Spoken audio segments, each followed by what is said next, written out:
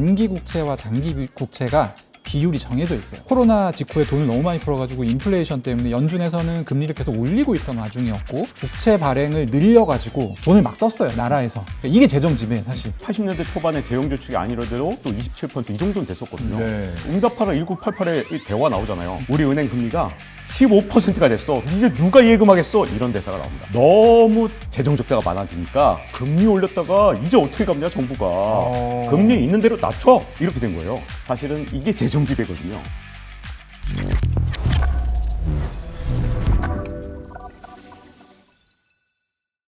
안녕하세요. 탑티어 인사이더들의 시각으로 투자 기회를 발견하는 시간, 인사이더스 리포트의 진행을 맡은 슈카 전석재입니다. 요즘 시장을 보면 단순한 경제 논리만으로는 설명이 좀 부족해 보입니다. 전쟁, 금리, 거기에 물가까지. 이 복잡한 금융시장을 움직이는 핵심 키워드가 무엇인지 박종훈 지식경제소 연구소 소장님과 김동환 원더프레임 대표님 모시고 한번 의견 들어보겠습니다. 소장님, 대표님, 안녕하세요. 네, 어서 오십시오. 안녕하세요. 안녕하십니까. 네, 안녕하십니까. 두 분을 저희 1회 게스트로 좀 모시게 됐습니다. 예, 안녕하십니까. 영광입니다. 이래 이렇게 뵈더니. 네. 가볍게 좀 소개 좀. 네, 저는 KBS에서 오랜 기간 기자 생활을 했고요. 지금은 지식경제연구소로 이 소장으로 있고 지식한방이라는 유튜브를 운영하고 있습니다.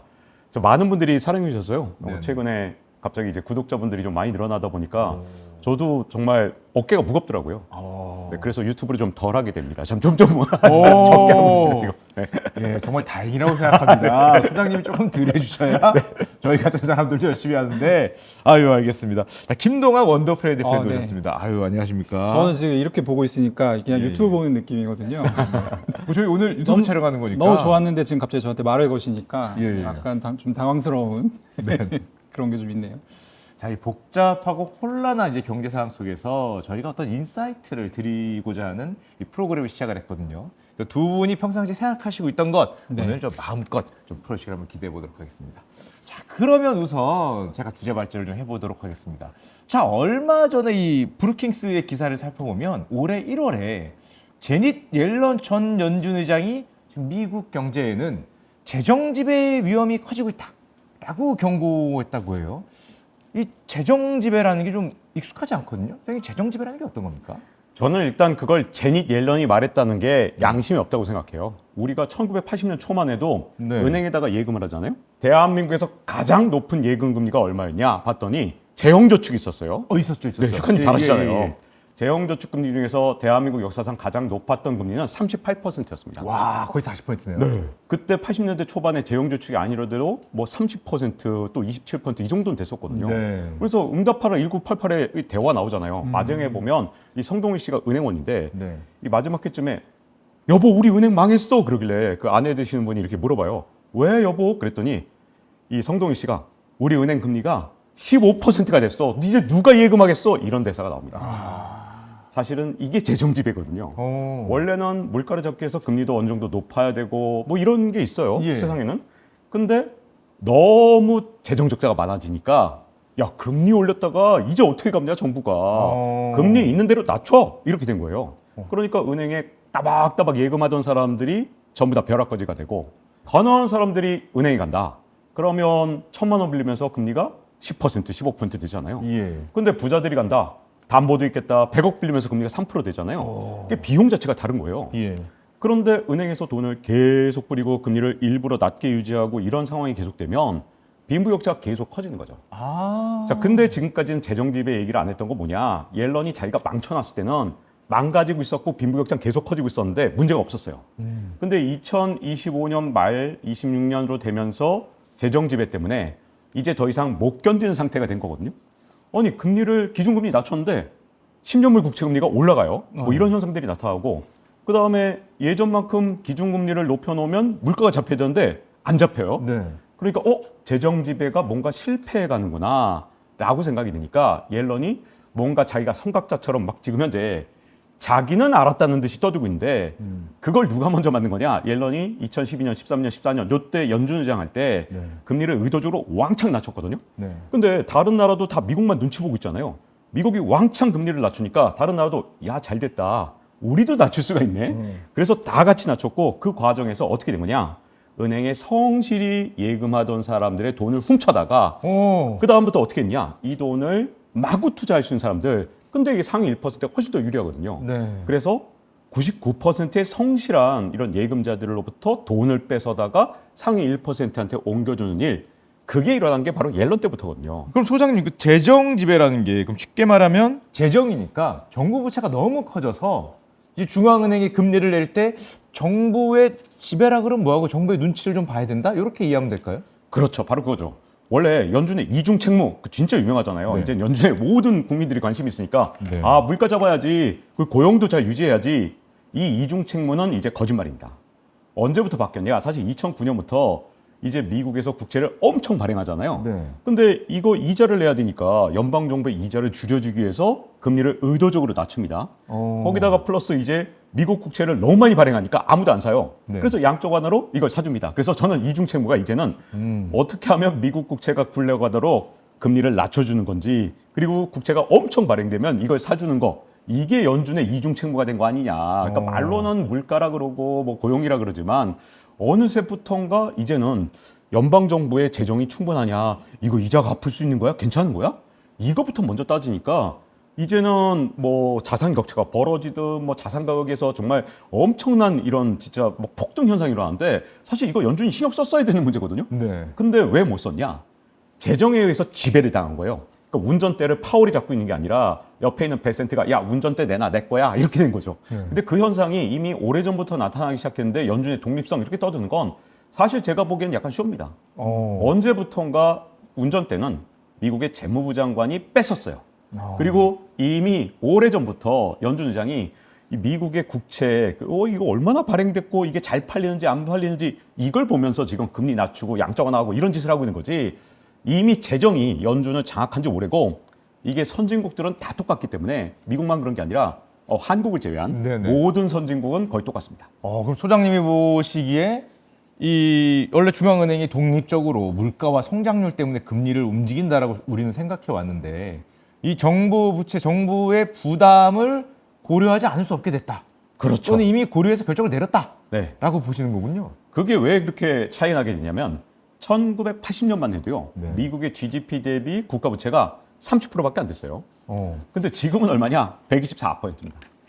그러니까 이제는 운전대를 뺏길 수밖에 없는 게, 아니 파월도 야 미국 망할 수 없잖아 이런 생각을 할 수밖에 없고, 일본 같은 경우는 240%니까 네. 운전대 옛날에 뺏겼어요. 그래서 일본은행은 이제 일본의 뭐 재무성에서 과연 어떻게 하느냐 이것만 맨날 보면서 일본은행이 금리 결정을 하거든요. 네. 그래서 이제 세상이 완전히 바뀌어버렸고 그것 때문에 빈부격차가 계속 벌어지기 때문에 많은 사람들이 야 나만 벼락거지 된 거 아니야? 라고 생각하실 필요 없습니다. 왜냐하면 미국에서 보면 상위 10%가 주식의 89%를 갖고 있어요.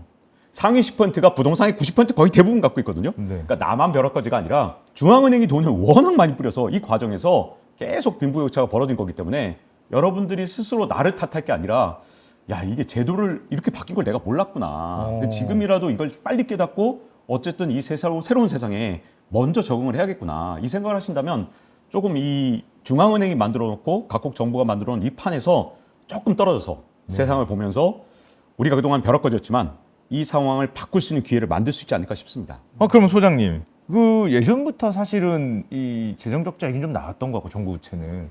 근데 2026년 올해 요 단어가 조금 더 좀 화두가 되고 있는 것 같아요. 맞습니다. 이유가 있습니까? 재정지배라는 단어가 처음 나온 건 한 40년 됐어요. 왜냐하면 이게 네. 1945년에도 미국의 GDP 대비 국가 부채가 118%였거든요. 높았네요. 그랬다가 이게 확 낮아졌습니다. 네. 왜 그랬냐? 2차 대전 때문에 전쟁 비용으로 돈을 왕창 썼다가 네. 그다음에 그때는 젊은 사람이 워낙 많으니까 세금을 왕창 냈을 거 아니에요. 네. 그래서 문제가 해결됐습니다.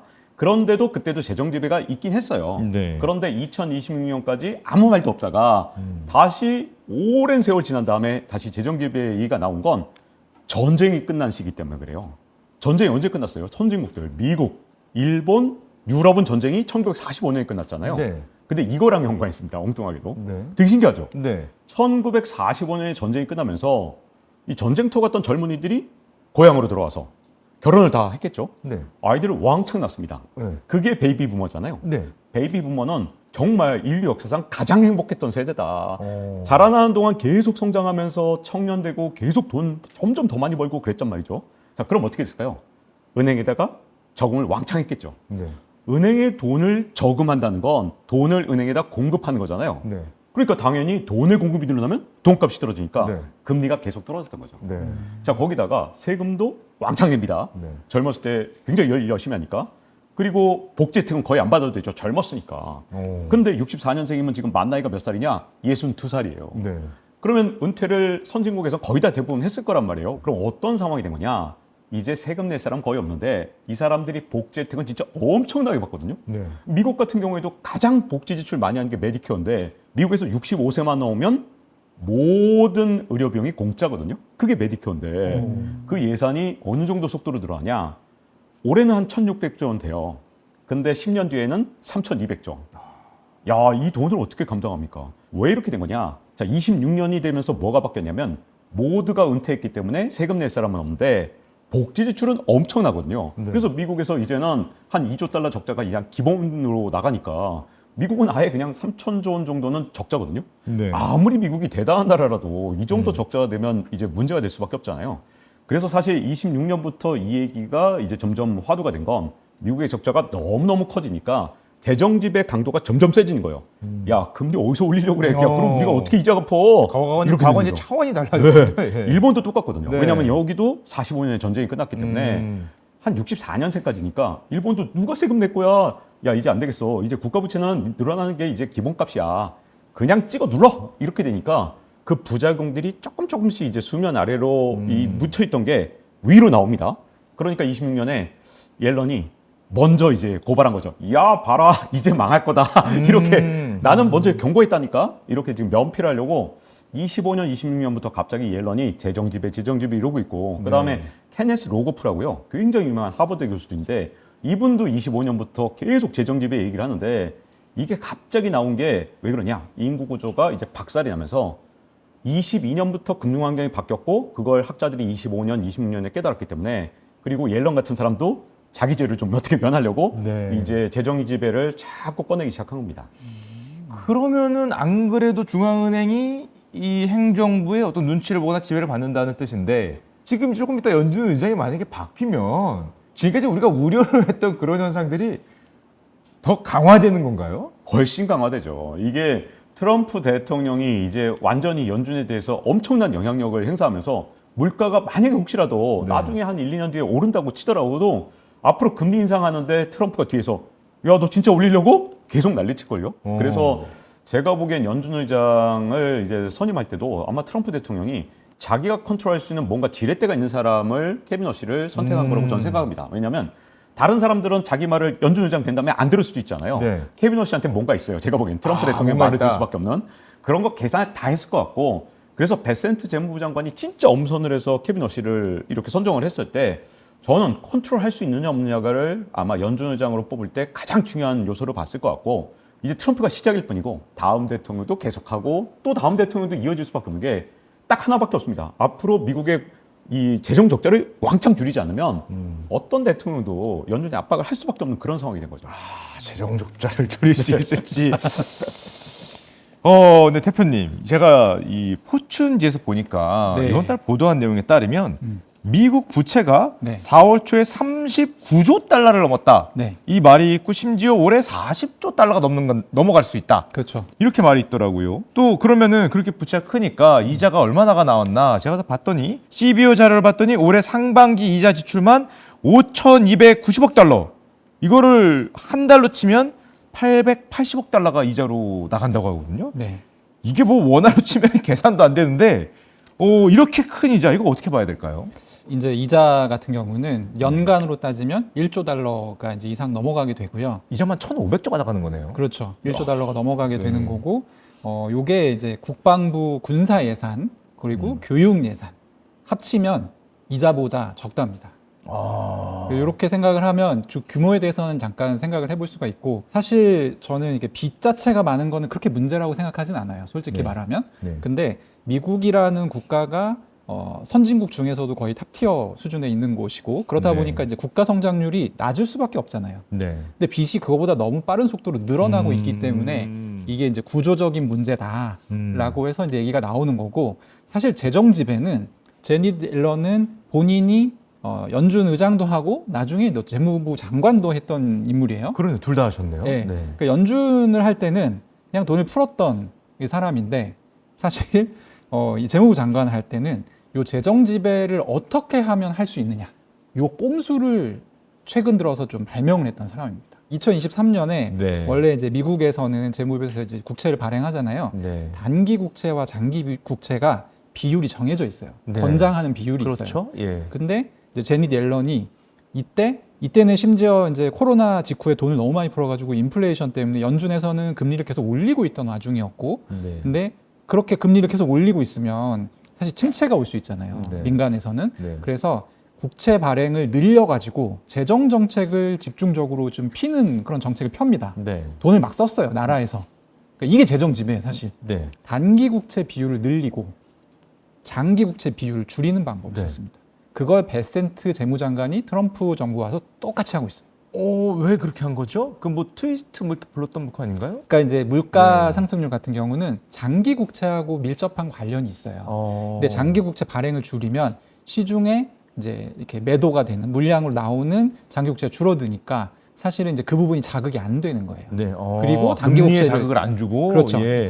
이 비교적 자극을 덜 주고 네. 단기 국채를 늘려서 돈을 이제 쓰고 싶은 만큼 썼던 거죠. 사실은. 네. 그래서 이제 사실 최근에 제니 옐런 그 이제 전 재무부 장관이 민간인 신분이 된 다음에는 그걸 지금 비판하고 있는 거예요. 근데 본인이 재무부 장관 했을 때 했던 수법이랑 똑같은 수법을 사실 지금 사용하고 있는 거거든요. 네. 근데 다만 그때 대비 국가 부채가 조금 더 증가했고 네. 조금 더 구조적으로 이제는 미국이 수렁 속으로 빠져드는구나 이런 느낌이 드는 것일 뿐이죠. 그 말씀을 들어보니까 인플레이션을 자극하지 않으면서 최대한 돈을 쓸 수 있는 그런 방법을 개발해서 사용을 했다. 네, 이렇게 들리네요. 맞습니다. 그래서 사실 이제 다른 건 뭐냐면 제닛 옐런 시대와 스콧 베센트 시대에 달라진 건 네. 스테이블 코인이라고 하는 도구가 여기가 하나가 딱 추가가 됐어요. 스테이블 코인. 네. 이 얘기도 이제 중요하니까 스테이블 네. 코인 잠시만요, 대표님. 그 뒤에 잠깐 또 얘기하기로 하고 일단 먼저 이 재정 지배 좀 말 들으니까 일단 부채가 커지고 금리가 내려간다라는 쪽으로 이해가 되거든요. 돈도 좀 쓰는 것 같고 그러면 가장 먼저 우려가 되는 건 일단 물가가 뛰지 않을까라고 좀 우려가 되는데 이건 어떻습니까? 맞습니다. 사실 이게 재정 지배 결국 나중에 완성형의 모습은 인플레가 오는 거거든요. 네. 근데 그 과정이 진짜 중요합니다. 그 사이에 내가 벼락거지가 될 수도 있고 벼락부자가 될 수도 있는데 그걸 이제 2008년부터 말씀드릴게요. 2008년에 글로벌 금위기가 와서 양적 완화가 12월부터 시작됐거든요. 네. 근데 그때 주가가 얼마나 떨어졌냐? 나스닥 지수가 60% 떨어졌어요. 주가가 진짜 60% 떨어졌을 때 아무도 주식을 살 수가 없었죠. 왜냐하면 이미 영끌을 2007년에 해놨기 때문에 여기서 더 살 수 있는 사람은 아무도 없거든요. 그럼 누가 살 수 있냐? 이미 영끌 투자를 다 해놓은 상태에서 돈을 더 빌릴 수 있는 사람들. 그러니까 부자들이 더 먼저 투자를 한 거예요. 상위 1%가. 그래서 빈부격차가 어마어마하게 벌어지는 게 이 바로 재정 지배의 1단계입니다. 왜냐하면 인위적으로 금리를 이 정부가 빚 갚기 좋게 만들려고 금리를 끌어내린 거거든요. 네네. 자, 이런 상황에서 2단계가 뭐가 발생하냐? 빈부격차가 이제 커졌단 말이에요. 자기들은 힘이 있고 발권력도 있고 하니까 어떻게 하냐? 국민들한테 돈을 뿌리는 거예요. 그래서 이게 정말 흥미로운 사실이 언제부터 나타나냐? 22년, 23년 요때 바이든 대통령이 네. 국민들한테 1인당 n분의 1 $2,000씩 마구 뿌렸잖아요. 코로나 때문에 아니었습니까? 코로나 끝난 다음에 뿌린 거죠. 왜냐하면 생각해보세요. 트럼프 때는 전 뿌린 거 이해했어요. 오히려 네. 뿌릴 수 있지. 코로나 때문에 저 사람들 너무 힘들 거야 라고 생각했는데 코로나가 어느 정도 정리된 다음에 바이든 대통령이 등장했는데 근데도 계속 $2,000씩 뿌려댑니다. 네. 그 이유가 왜 그러냐? 이게 사실 정치 문제가 좀 있어요. 자, 미국의 상위 10% 공화당 지지자, 하위 40%도 공화당 지지자, 가운데가 일반적으로 민주당 지지자거든요. 근데 그동안 연준에서 돈을 계속 뿌리고 찍을 때마다 빈부격차가 계속 벌어졌을 거 아니에요. 소득 격차는 그렇게까지 많이 안 벌어졌는데 자산 격차가 진짜 많이 벌어졌어요. 그러니까 이제 방법은 어떻게든 이 자산 격차를 좀 줄여야만 중간에 있는 중산층, 즉 민주당 지지자가 좀 늘어나는데 그러면 제일 용어무이 뭐냐? 국가가 돈을 적자를 보면서 뿌리는 겁니다. 2017년이 어떤 해냐? 트럼프 대통령이 취임한 해요. 그때가 미국이 건국한 지 240주년 된 해였는데 그때까지 미국의 국가 부채가 20조 달러였거든요. 근데 지금 얼마냐? 39조 달러예요. 네. 그럼 무슨 말이냐? 240년 동안 1차 대전, 2차 대전, 그 다음에 뭐 베트남 전쟁, 온갖 돈 쓰는 일이 있었는데 그거 다 합쳐봐야 20조 달러인데 근데 문제는 트럼프 4년, 바이든 4년, 트럼프 1년. 딱 9년 만에 19조 달러. 네. 그러니 지금 미국에서 재정 적자가 이렇게 늘어나게 된 건 전부 다 바이든 때 돈을 너무 많이 뿌려서 그리고 그게 트럼프 때 또 감세까지 했잖아요. 네네. 두 사람의 이 겹치기로 엄청난 손실을 본 건데 그러니까 결국은 재정 지배로 빈부격차가 커지고 그 빈부격차를 줄이기 위해서 인플레가 커지기 시작했다. 이게 지금 현재까지 온 상황입니다. 저희 대표님 그 작년 7월에 이 베센트 재무장관이 이런 말을 했어요. 이제 연준이 9월이 되면 금리를 내릴 수 있다. 이 공개적으로 재무부 장관이 얘기한 거잖아요. 그렇죠. 그래서 이때 시장에서는 야 이렇게 가면은 진짜 재정 지배 시대가 오는 거 아니냐 이런 말이 있었는데 이건 좀 어떻게 보셨습니까? 사실 지금 재정 지배에 대한 우려가 나오는 것 중에 가장 직접적인 우려는 뭐냐면 네네. 내가 어떤 의사 결정을 지금 이제 금리가 올라가는 게 맞다라고 생각을 해서 금리 올리자라고 했을 때 잘릴 수 있다라는 위험이거든요. 아주 자율성이 사실상 훼손될 수 있다라는 우려가 있다는 거죠. 그렇죠. 네. 지난해부터 사실 트럼프 대통령이 네. 뭐 파월 의장 잘라야 된다, 예. 투 레이트 파월이다 네. 이런 아주 직설적인 비판들을 많이 했었고 그리고 실제로 파월뿐만 아니라 연준 안에서도 그런 이제 이사들이 압박을 느낄 수 있게끔 네. 뭐 리사쿡 이사 같은 경우도 어떤 이제 다른 혐의를 이제 씌워가지고 결국에 내보낼 것처럼 대출 부정 뭐 이런 얘기 하더라고요. 예, 그리고 네. 중간에 한 분이 스스로 그만뒀어요. 그러니까 이런 부분들을 쭉 시장에 있는 이 참 시장 참가자들이 보면 야 우리가 사실 연준이 중립성을 지켜왔기 때문에 채권 시장도 지금까지 우리 신뢰를 지킬 수 있었고 여러 가지 그런 부분들이 됐었는데 이거 이렇게 되면 채권부터가 일단 시장이 망가지는 거 아니야? 이런 우려가 지금 생기고 있는 것이고요. 걱정이 생기고 있다. 네. 그래서 이제 보통 시장에서는 지금 트럼프 대통령의 자극적인 발언들만 주목을 받고 있는데 베센트 재무장관도 구체적으로 금리 이거 내려야 되는데 왜 안 내리고 니네 미적거리고 있냐 이런 톤으로도 여러 차례 얘기를 했고 또 중간에 어떤 얘기를 했냐면 연준이 지금 뭔가 그 어떤 공직 사회에서 효율적으로 일 안 하고 있는 것 같다라는 식의 또 비판을 또 했어요. 네. 그래서 그런 부분들을 종합적으로 봤을 때 지금 걱정을 하고 있는 거죠. 어떤 상황이 반드시 금리를 올려야만 하는 상황이 왔을 때 우리 연준의 그 이사들이 금리 못 올리는 상황이 오면 어떡하지? 독립적으로 대처하지 못한 상황이 올까봐. 그렇죠. 네. 그러면 물가가 제어가 안 되고 네. 계속 더 올라갈 수 있을 것이다라는 우려가 사실 지금 있는 거죠. 알겠습니다. 그런데 소장님, 이 부채를 해결하는 방법은 사실 부채를 줄일 수도 있지만 내 연봉 상승률이 빚 상승률보다 높으면 부채 주는 거 아니겠습니까? 그렇죠. 지난번에 그 케빈 어시 연준 지명자가 하는 말을 제가 딱 들어보니까 이제 AI 시대가 와서 생산성이 엄청나게 올라갈 테니까 우리 부채 좀 늘어나는 거 우려할 거 없다. 이런 관점은 어떻게 보십니까? 사실 미국 입장에서는 AI밖에 믿을 수 있는 게 없죠. 왜냐하면 오히려 후진국이면 돈 떼먹으면 돼요. 에이 돈 못 갚아 그냥 부도 처리하는 거죠. 모라토리엄 선언하고 그렇죠. 예.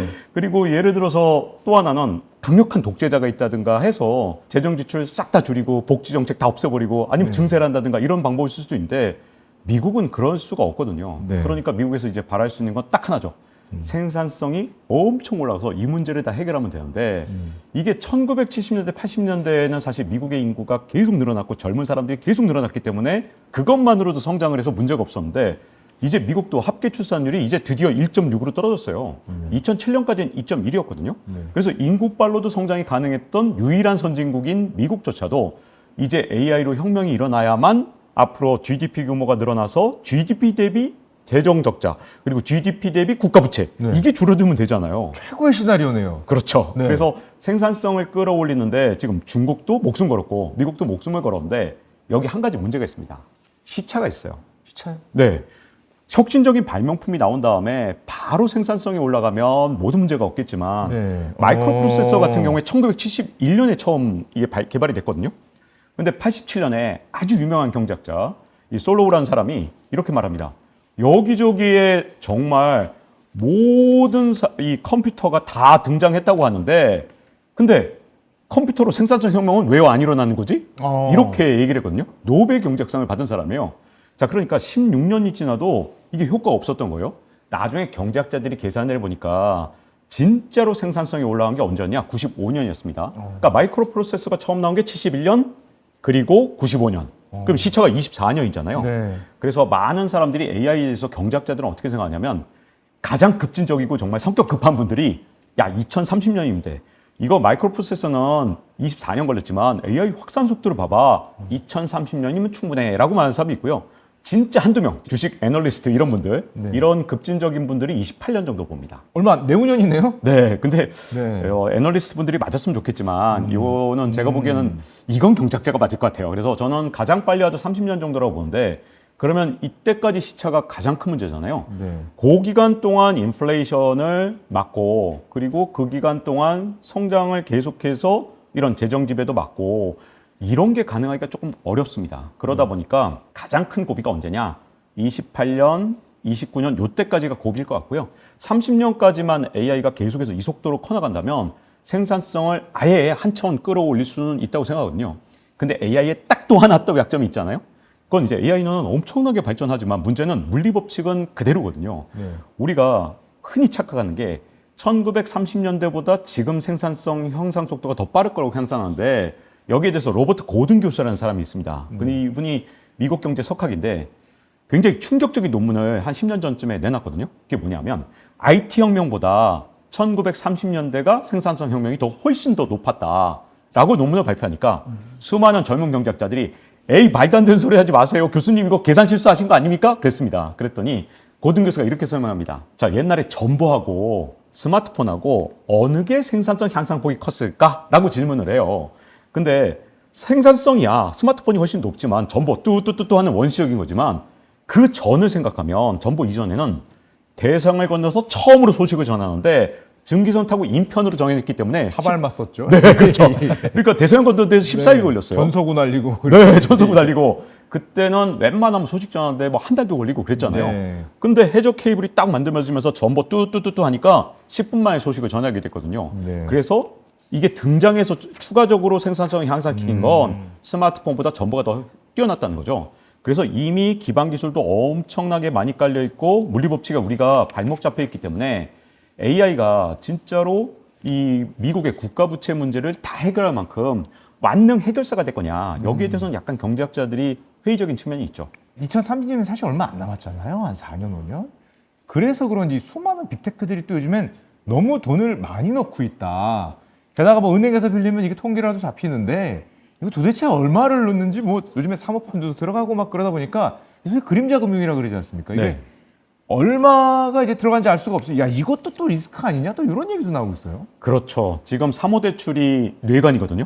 이 뇌관이 끝까지 폭발하지 않고 2030년까지만 가면 성장률 올 때까지. 네, 우리 모두 행복합니다. 네, 제발 아. 터지지 마라, 터지지 마라 그러고 있는데 이 사모대출이라는 게 왜 이렇게 커진 거냐? 2008년 글로벌 금융위기가 진짜 모든 만악의 근원이에요. 그때 위기가 터졌는데 이걸 그냥 당장 일단 야 묻어 이라고 묻는 과정에서 여러 가지 문제점이 생겼거든요. 근데 이것도 왜 문제가 생겼냐? 2008년에 글로벌 금융위기가 터지니까 야 이거 은행들이 너무 마구 대출해줘서 그러네. 그래서 은행들한테 마음대로 대출 못하게 하고 특히 중소 중견기업한테 대출하면 굉장히 많은 이 뭐랄까 나쁜 여러 가지 불이익을 줬어요. 그러니까 은행들이 중소기업하고 중견기업한테 대출을 미국에서 안 해줬거든요.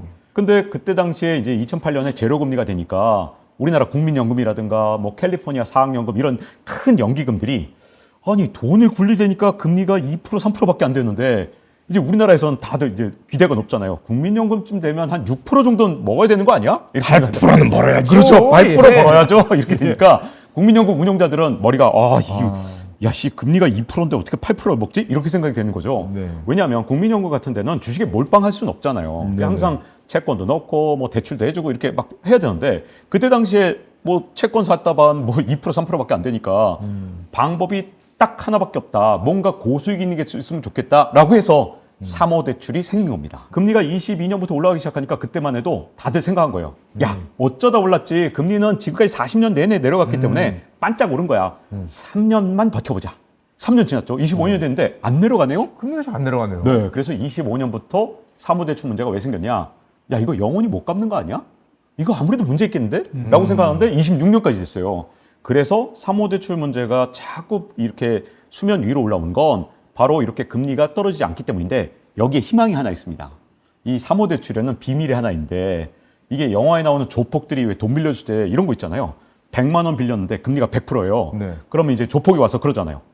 야, 너 이제 원금 200만 원이야. 다음번에 400만 원 갚아. 이런 식이잖아요. 이자부터 갚아 그러죠. 네, 그렇죠. 사모대출이 그렇습니다. 어떤 식이냐면 이자를 못 갚으면 은행에서 이자 못 갚으면 어떻게 돼요? 부도 처리되잖아요, 금방. 네. 사모대출은 PIK라 그래서 이게 좀 이상합니다. 되게 Payment in Kind인데 kind가 친절하다가 아니고 네. 현물로 상환한다 이런 뜻이에요. 다른 영어 뜻인데 줄여서 PIK. 이게 뭐냐? 조폭이랑 똑같아요. 이자를 못 갚으면 아 그래? 그럼 그 원금에다 그냥 넣어. 이자 못 갚아도 돼. 다시 원금? 이렇게 됩니다. 그래서 이게 되게 웃긴 게 금리가 보통 한 최근에 15% 정도 되거든요. 네네. 그럼 100만 원 빌렸어요. 115만 원 되면 아 그래 너 이자 못 갚는구나. 원금 115만 원. 여기에 이자 붙여 이제 이런 식으로 해서 PIK로 지금 현재 부실을 완전히 지금 현재 찍어 눌러놨거든요. 네네. 거기다 두 번째가 있는데 이 기업들이 과연 멀쩡한 기업이냐 부실 기업이냐를 누가 평가할까요?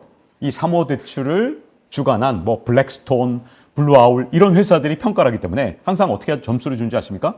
100점! 이 회사 아무 문제 없어.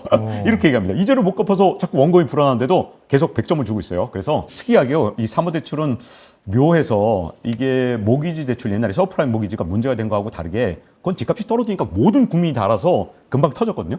이거 잘하면 안 터질 수도 있고 이거 50대 50입니다. 예, 제가 보겠습니다. 소장님의 말씀을 딱 듣다 보니까 제가 옛날에 그 카드 돌려받기 하고 조금 비슷하네요. 네, 문제가. 그렇죠. 카드 도미니까 비슷합니다. 네, 근데 대표님 네. 요즘에 제가 3월에 FOMC 의사록을 봤는데 네. AI에 대한 기대감도 물론 되게 큰데 네. AI에 대한 우려도 조금 나오는 것 같더라고요. 요거는 또 어떤 내용입니까? 엄밀히 얘기하면 작년까지는 연준 위원들이 이 의견이 갈렸어요. 네. AI가 생산성이 높아지면 인플레이션 문제나 여러 가지 문제들을 해결할 수 있을 것이다. 생산성 강화로. 네. 네. 이렇게 보는 사람들이 꽤 있었어요. 작년까지는. 좋잖아요. 예. 네. 근데 단기간 내에 이게 안 되겠다라는 사람들이 지금 많아지고 있어요. 그래서 사실 엄밀하게 얘기하면 연준 안에서 지금 AI 생산성이 있기 때문에 이 문제가 없다라고 얘기를 하는 거는 아직 연준에 안 들어온 케빈 워시 지명자밖에 없습니다. 그럼 오히려 요즘엔 제가 보니까 AI 생산성으로 인한 물가가 낮아지는 기대와 네. 또 전쟁이 났지 않습니까? 이란 전쟁. 그렇죠. 그 이후로는 오히려 이 공급망 때문에 물가가 올라갈 거라는 우려. 이 두 개가 이렇게 맞붙어 있는 것 같더라고요. 그러니까 지금 이제 LLM이 한 3년, 2년, 네. 2년, 3년부터 막 열심히 쓰이고 있고 미국에서도 맨날 우리 이제 주식 투자하시는 분들은 그런 뉴스 많이 보실 거예요. 뭐 누가 데이터 센터 계약을 했다더라, 막 이런 부분들이 있어요. 그러니까 AI가 일상화되기 위해서 필요한 것들이 몇 가지가 있습니다. 첫 번째, 칩이 있어야겠죠. 네. 칩을 워낙 많이 쓰니까. 그리고 두 번째는 그냥 AI 우리 보통 이제 그 GPU라고 해서 그래픽 카드용으로 사용되는 그런 이 연산 칩 말고도 그냥 이제 우리 메모리 반도체도 필요합니다. 네. 사실 삼성전자 하이닉스가 그것 때문에 굉장히 많이 올랐잖아요. 네. 그리고 마지막으로 결정적인 게 전력이 어마어마하게 필요합니다. 특히 세 번째는 AI 데이터 센터라는 곳을 또 지어야 돼요. 그렇죠. 예. 그래서 여기에 전력을 안정적으로 공급해야 되는데 미국이 사실 이 그리드 시스템이라고 해서 전력망이 굉장히 오래됐어요. 낙후됐어요. 네. 그래서 여기에 이제 필요한 요소들이 뭐가 필요하냐면 반도체가 엄청 필요하고요. 반도체 만들 때 들어가는 그 미세 선재 중에 금 같은 게 또 많이 들어갑니다. 네. 그리고 데이터 센터 하나 짓고 또 거기에 그리드 시스템이라고 하는 건 이제 송전망 뭐 이런 거거든요. 그래서 거기에 구리선 뭐 네. 이런 이거 원자재가 엄청 들어가는 거예요. 그 가격이 다 오르더라고요. 그래서 네. 이제 지금 사실 되게 재밌는 현상이 지금 이란, 미국, 중동에서 이제 전쟁했잖아요. 그래서 원유 가격이 엄청 올랐고 요 기간 동안에 원자재 가격도 많이 올랐거든요. 네. 근데 최근에 이제 휴전 논의가 커지면서 원유 가격은 좀 내려왔는데 네. 원자재 가격은 내려오지 않고 있어요. 네. 그래서 앞으로도 이런 이제 현상이 지속될 가능성이 높다.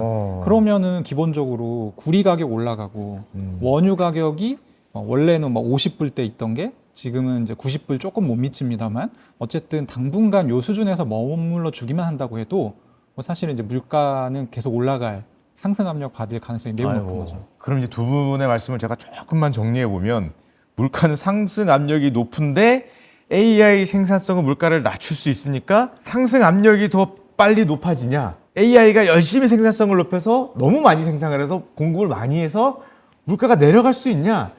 요 두 간의 약간 싸움으로 좀 보이긴 하네요. 그렇죠. 이제 앞으로 너무나도 중요한 게 이게 시간차 공격인데 누가 먼저 움직이냐에 따라서 완전히 달라지거든요.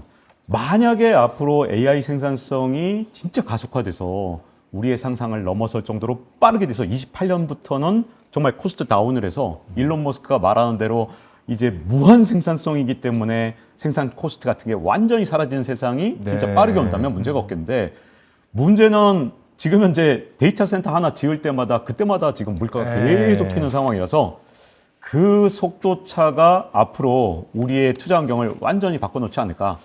AI 과연 생산성 혁명이 빨리 와야 될 텐데 그럼 아마 치킨 게임을 하고 있다 이렇게 좀 들리네요. 자 그러면 좀 그 다음 주로 좀 넘어가 보도록 하겠습니다.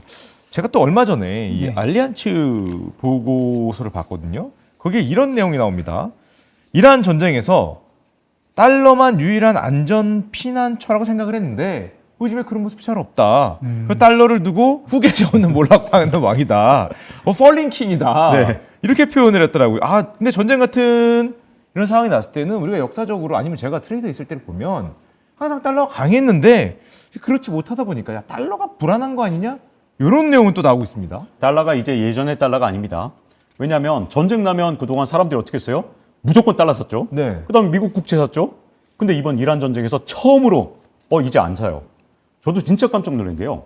당장 우크라이나 전쟁하고 비교해 보면 이게 겨우 4년 전인데 어떻게 이렇게 큰 차이가 나냐라는 생각이 들 정도인데 사실 정말 공교롭게 전쟁이 나기 전에 달러 인덱스가 똑같았거든요. 달러 인덱스는 6개 주요 통화, 즉 유로화나 엔화나 이런 6개 주요 통화 대비 이 달러 가치를 나타낸 건데 요게 98이었어요. 네. 근데 우크라이나 전쟁 때는 98이었다가 우크라이나 전쟁이 나니까 야 전쟁 났대 달러 사야지. 그래서 114가 됐습니다. 네. 너무 당연한 거죠. 전쟁 났으니까. 그리고 미국의 국채금리 2008년 글로벌 금융위기 때 미국에서 위기가 났는데 웬걸 전부 다 미국 국채를 산 바람에 미국 국채금리가 왕창 떨어졌죠. 근데 이번에 26년에는 어떻게 됐냐. 공교롭게 달러 인덱스가 98이었는데 어디까지 갔느냐면 100까지 갔습니다. 그랬다 다시 금방 전쟁 좀 끝날 것 같으니까 98로 다시 떨어졌어요. 이제 더 이상 안전자산으로 달러를 사는 게 아니고 더 충격적인 건 미국의 10년물 국채금리인데 이게 4.2에서 전쟁이 났기 때문에 저는 무슨 생각이냐면 그러면 이제 한 3.5쯤 되겠구나. 저는 2.8도 봤는데. 네, 2.8. 뭐 충분히 가능하죠. 트럼프도 그거 원했을 거예요. 야, 네. 전쟁 나면 다들 우리 국채 살 거니까 이란 전쟁만 일으키면 말이야. 국채 확 이제 네. 금리 내려가서 나 재선 때 유리할 거야. 이렇게 생각할 수도 있거든요. 근데 웬걸? 미국의 10년물 국채 금리가 4.4 가니까 또 타코했잖아요. 트럼프 오리스 치킨 사업. 왜 그러냐면 트럼프 대통령은 국채금리가 4.5 넘어가는 거 진짜 신경질적으로 싫어하거든요. 근데 전쟁 나니까 2.8 이게 아니라 네. 4.4가 됐네요.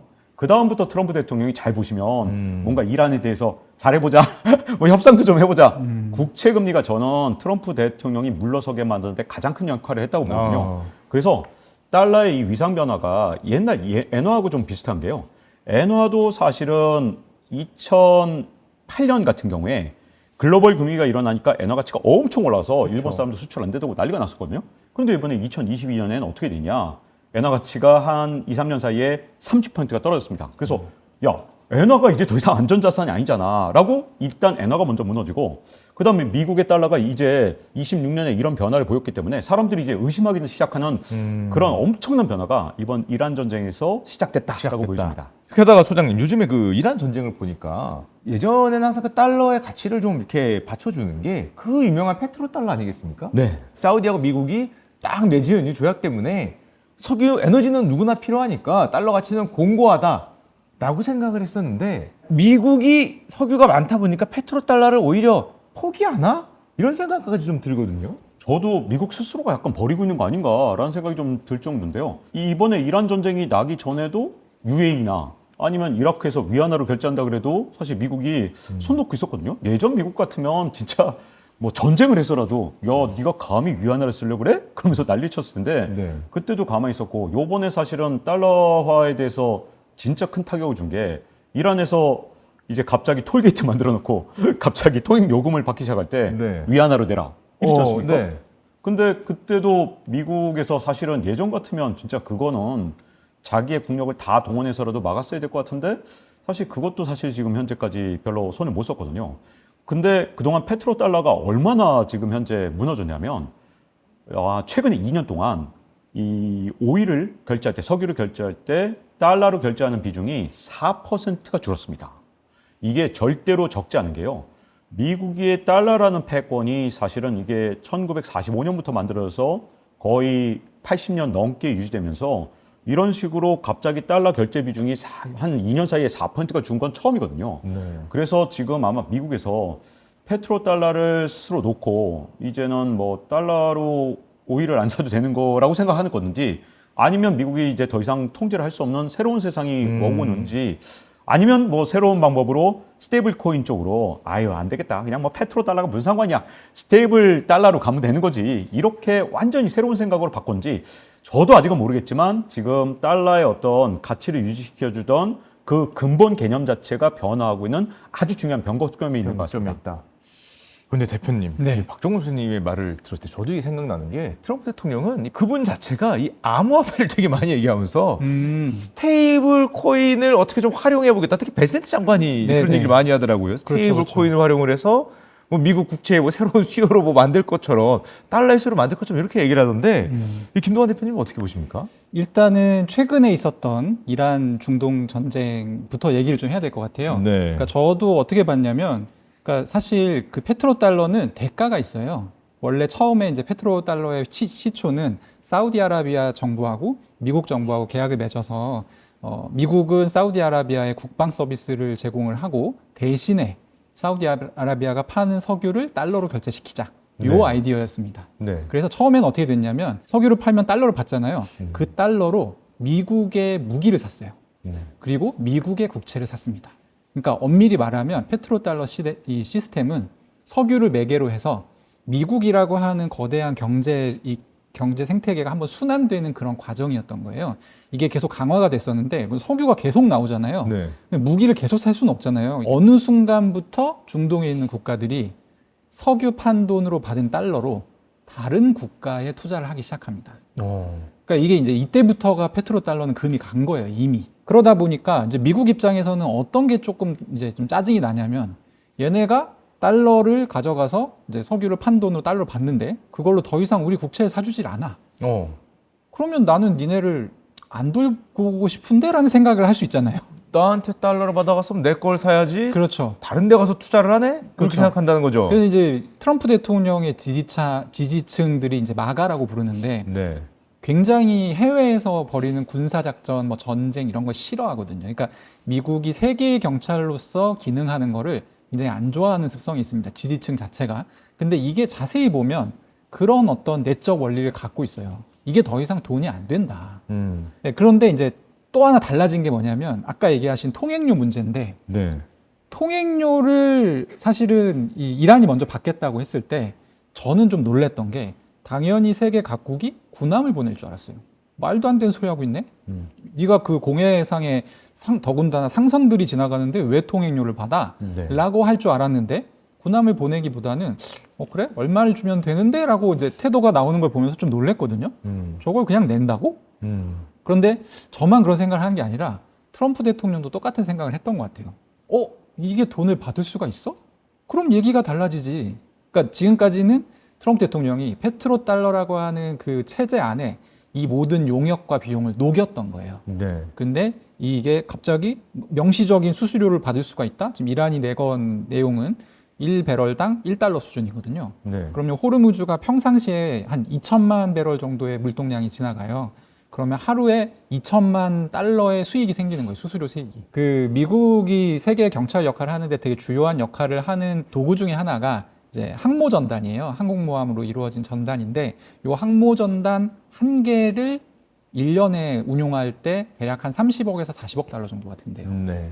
근데 하루에 2천만 달러씩 수수료를 받으면 대략 70억 달러 정도가 거칩니다. 네. 그러니까 트럼프 대통령 입장에서는 이거 수수료 우리가 숟가락 대면 공짜로 항공모함 전단을 1년 동안 운용할 수 있는 돈이 나오네?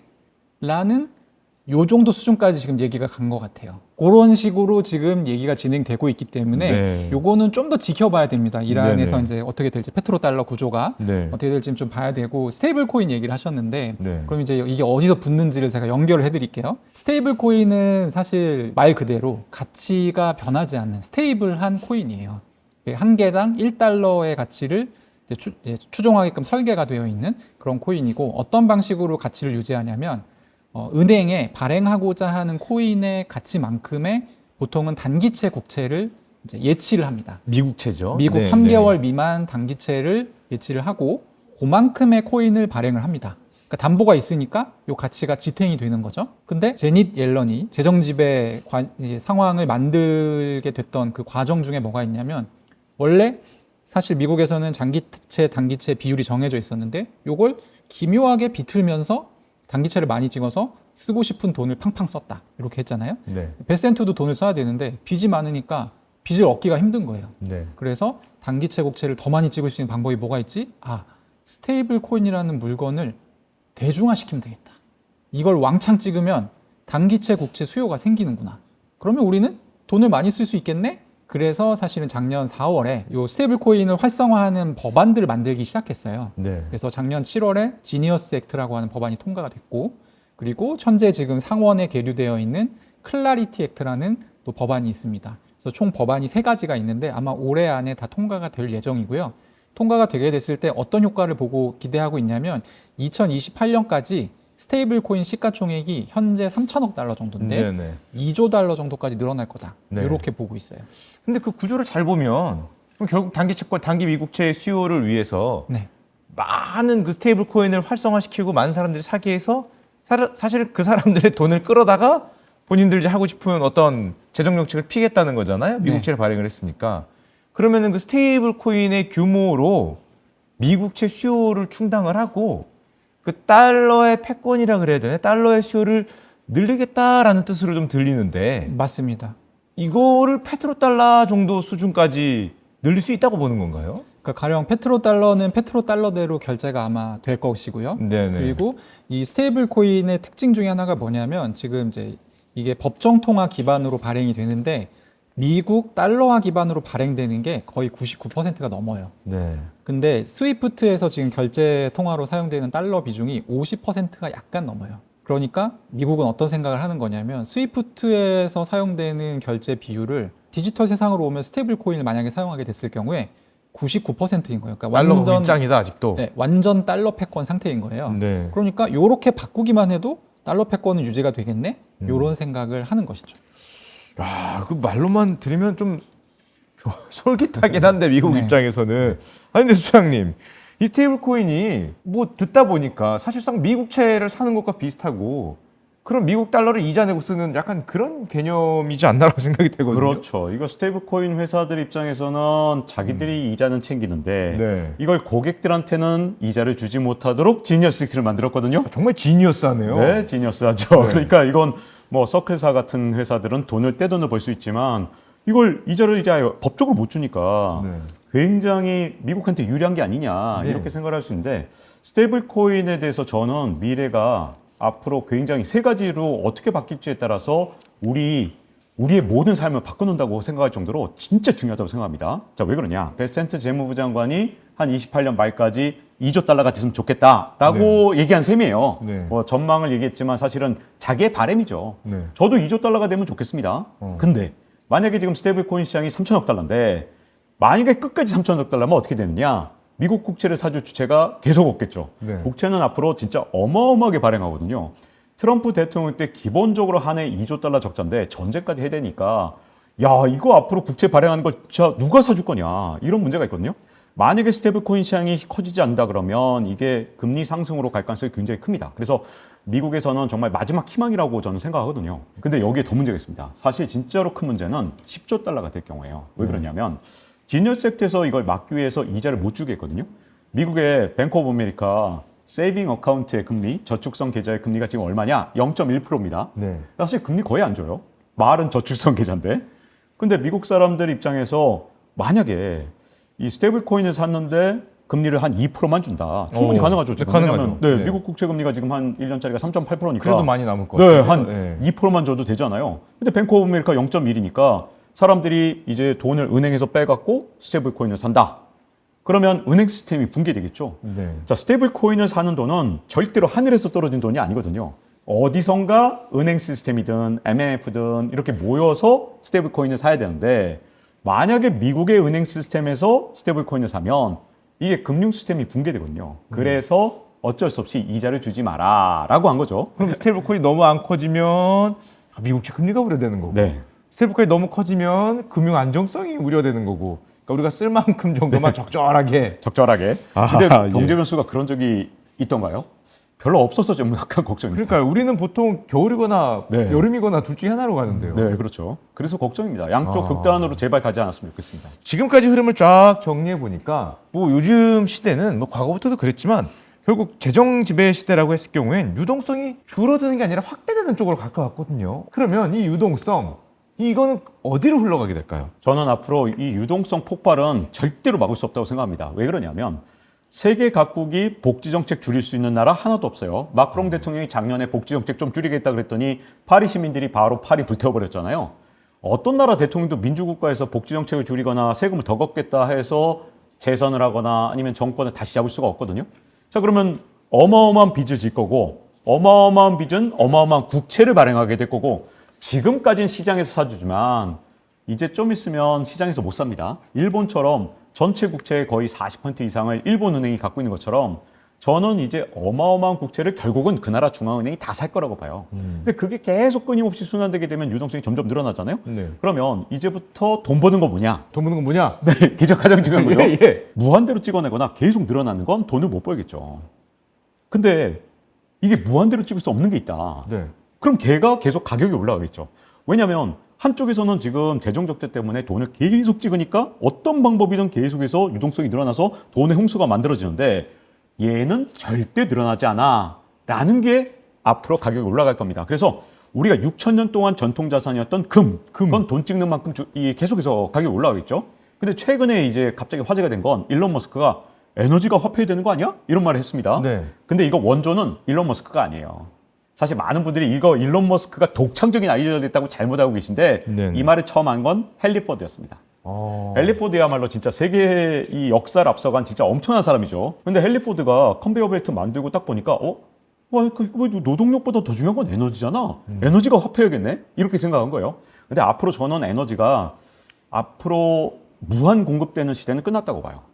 그래서 에너지가 제한되기 때문에 저는 양극단이 되게 움직일 거라고 봅니다. 첫 번째는 금 같은 전통 자산과 실물자산. 네, 이런 네. 실물 자산들. 그리고 이거 무한대로 복제가 안 되는 거죠. 또 계속 찍어내지 못하는 애들. 그다음에 에너지가 생각보다 좀 막혀 있어요. 우리 인류가 앞으로 에너지 효율성이 막 높아지는 시대가 아니거든요. 물리 법칙은 그대로거든요. 네. 그다음에 또 다른 극단이 뭐냐? 이 에너지와 또 금의 또 반대 극단이 뭐냐면 AI인데 AI가 지금은 이제 무한 복제된 것처럼 보이지만 나중 가면 이제 독점적 AI들이 나오거든요. 그래서 AI와 이런 원자재 같은 계통과 에너지가 삼각구도로 해서 이게 마음대로 멀티플로 막 찍어낼 수 있냐? 못 찍거든요. 그래서 유동성이 늘어나는 건 어쩔 수 없는데 그 과정에서 살아남는 애들은 제가 보기엔 이렇게 발행량이 제한되어 있는 애들을 지금 이제 계속해서 또 생기면 이제 찾아봐야겠죠. 예. 그게 가장 중요하다고 봅니다. 대표님도 네. 아까 제 질문 좀 답변해 주시죠. 유동성이 어디로 흘러가게 될지를 물어보셨는데 네. 오늘의 이제 저희가 주요한 키워드 중에 하나가 재정 지배잖아요. 네. 재정 지배라는 거는 사실 그 시장의 논리보다는 약간의 그 국가주의적인 논리에 따라서 경제가 이제 진행이 될 거다. 이런 이제 이제 전망인 거거든요. 그래서 저는 이런 부분들이 유동성에도 관여가 될 거라고 생각을 하고 있고요. 그러니까 미국 입장에서는 지금 재정을 많이 쓰고 싶고 네. 쓰려면 스테이블 코인을 많이 찍어야만 하는 입장입니다. 네. 근데 이 스테이블 코인이 미국 안에서만 갇혀 있다라고 하면 물가가 폭등하겠죠. 그러면 물가를 폭등시키지 않으면서 많이 찍어낼 수 있는 방법이 하나가 있습니다. 그게 뭐냐면 이 스테이블 코인을 세계 각국으로 밀어내게 하는 거예요. 그래서 그 세계 각국 사람들의 창고 안에 들어가게 만들면 돼. 찬장 안에 들어가게 세계 만드는 겁니까? 각국은 지금 다 법정 통화를 저마다 갖고 있거든요. 네네. 그 자리를 대체하는 거죠. 아. 근데 이게 역사적으로 보면 뭐랑 비슷하냐면요. 제국주의 시대 때 벌어졌던 일이랑 비슷합니다. 오. 지금 세계에서 가장 부가가치가 높은 산업군이 어디냐를 네. 따졌을 때는 뭐 제로의 여지 없이 다 AI 연관 산업군을 뽑을 네. 거거든요. 근데 여기서 투자를 할 수 있는 환경이 어디에 지금 제일 잘 갖춰져 있죠? 미국입니다. 그리고 또 하나 AI 생산성이 커지게 되면 필연적으로 따라오는 게 실업 문제가 따라옵니다. 네네.